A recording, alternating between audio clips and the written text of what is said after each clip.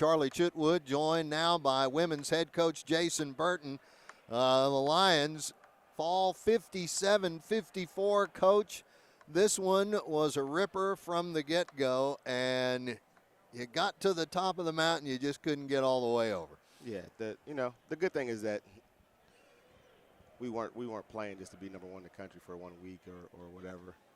We're playing to win a championship down in Frisco and playing to win a national championship. And so, what we got today was a good feel for how the postseason is going to be officiated, a good feel for how the postseason is going to be as far as competition, as far as what we have to do execution-wise, as far as how we got to guard. And we came out and just the first half, we weren't the tougher team.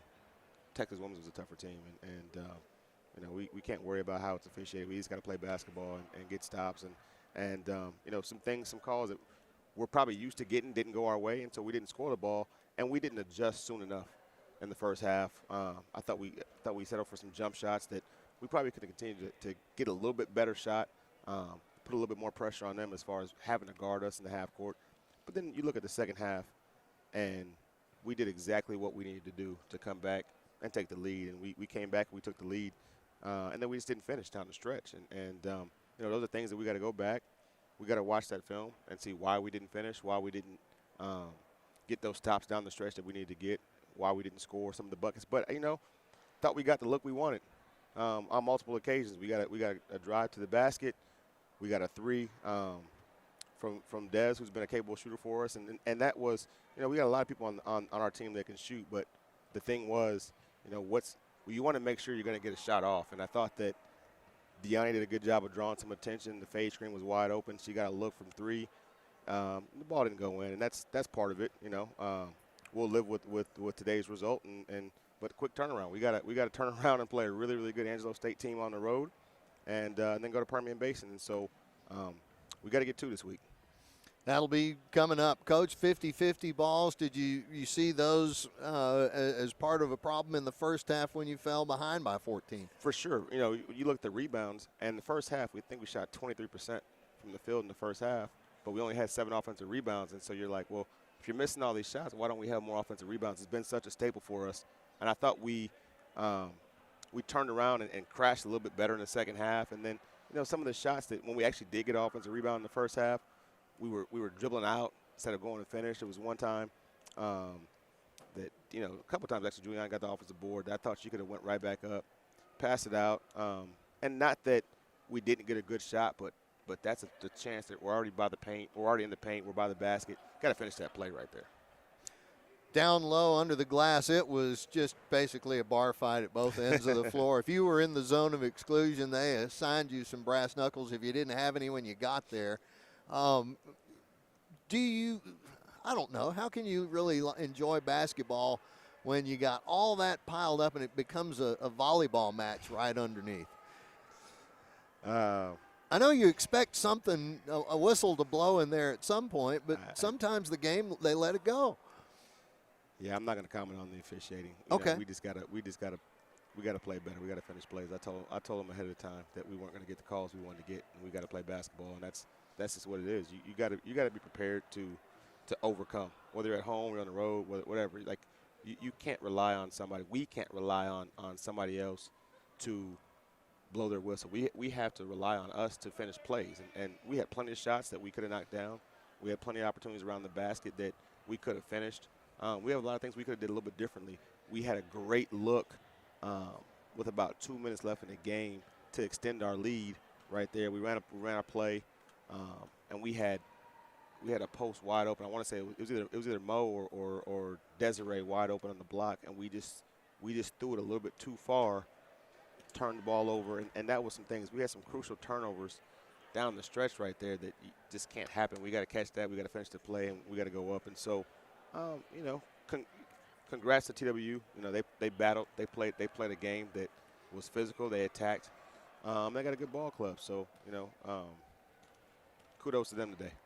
It was a rough lesson for two of your younger posts, Layla Lawrence and Simone James, both giving you game effort in, 24 minutes of action together. They had 9 boards and 11 points, which really isn't bad, but those two seemed frustrated so much of the time. Well, you know, Layla got 2 quick offensive fouls in the first half that I don't necessarily agree were offensive fouls, just the way the game was being called.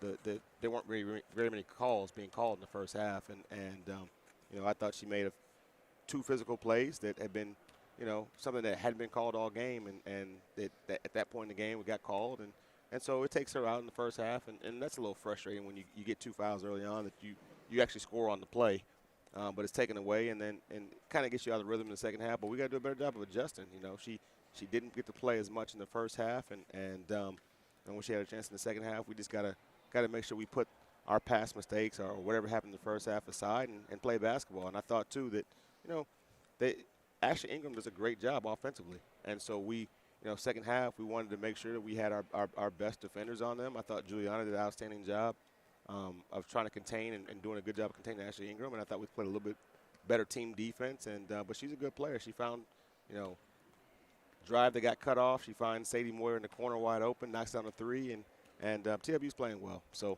like I said, congratulations to them. But you know, we'll have a chance probably to see them again in the conference tournament. Yep, no doubt about it. There's none of these are fatal until another couple of weeks come down the road, and that's after the Lone Star Conference tournament. You really don't worry about whether you qualify. You're trying to get that top seed, and that'll be announced after the tournament. And at the same time, that's when they'll announce who's going to host, or do they announce the hosting before that? Well, they announced the number 1 seeds about an hour before the selection show, so you'll know who the number 1 seed is, and as long as that team got their bid in, then it's their opportunity to host. So that's still our goal, and we got our work cut out for us because we got to go out to a really good Angelo State team that, you know, now is half a game up on us. I think they're 11-3. We're 10-3 now, and so that's going to be a big game as far as seeding. And really these next 2, you know, for us to have a chance to not have to play a home game on Tuesday, we need to go out and win these 2 games. All right, Coach. That's the next task at hand, and I know you're ready to get ready for that one and get this one out of your mouth. No doubt. We got to turn around and wake up and get on a bus in about 12 hours. All right. Well, we won't be far behind you. Hopefully we won't be skiing over there. Ladies and gentlemen, Lion women fall today, 57-54, the final. Deani Robinson with 16, Desiree Colonel with 14 points and 10 boards. Juliana Lewis had a monster second half rebounding. She and Desiree both. She ended up with 15 boards, only had a couple of points, but 4 assists, 2 steals and blocks. I don't believe I've seen a game with 15 blocked shots in it in, I don't know when, Coach. Probably because they weren't all blocks. Ah, there's an answer. All right, folks, we're not going to fuss. We're going to wish you all the best, and we're going to see you again on Thursday when we are out in the Concho River Valley at the Junell Center taking on Angelo State. Don't miss that one. It's going to be a barn burner of a doubleheader. Yes, it will.